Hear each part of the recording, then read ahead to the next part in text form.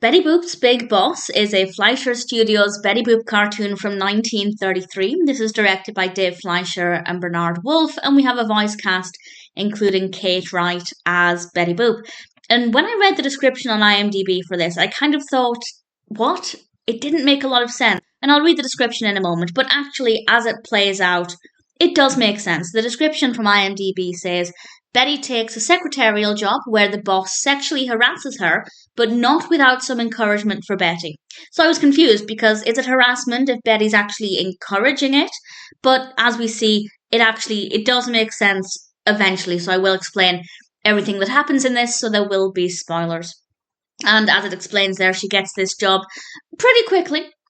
And then she starts to sit on her boss's knee and is definitely flirting with him, and she's encouraging some attention. And that's the bit where I thought, well, this is awkward and that's not how you behave, particularly when you've just been given this job. You don't lie all over your boss. It was a strange situation for Betty Boop, and I don't necessarily condone her behavior. But then her boss asks for a kiss and she says no. And I thought, fair enough, she's found a boundary. She shouldn't have done what she did, but she said no.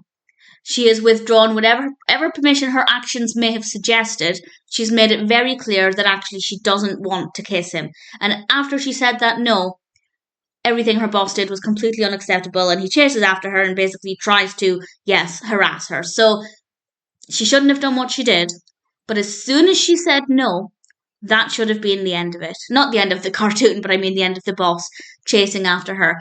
And the rest of it is about her trying to avoid her boss's advances, and the authorities get involved, and he gets into a lot of trouble, and Betty gives as good as she gets. And I guess it was fine, but I think they took completely the wrong approach with this. I feel like addressing the topic of harassment, absolutely brilliant. Definitely do that.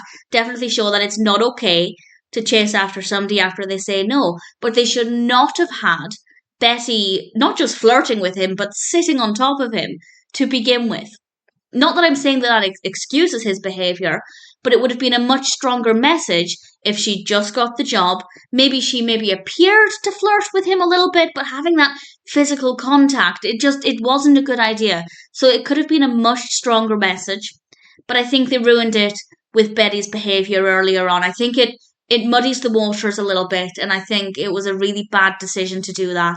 They should have had her just hired for the job, starting the job, just being... Betty Boop is naturally a very flirtatious character, and they could have maybe done that still without taking it too far. So it didn't work. The whole tone is completely wrong, obviously addressing an important topic, but I don't think they did it in the right way.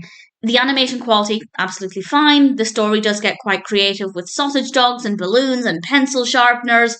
It's certainly interesting in that regard, but I think they made a really big mistake with their approach to this up until the point she said no. Once she said no, everything made perfect sense. So it's not great.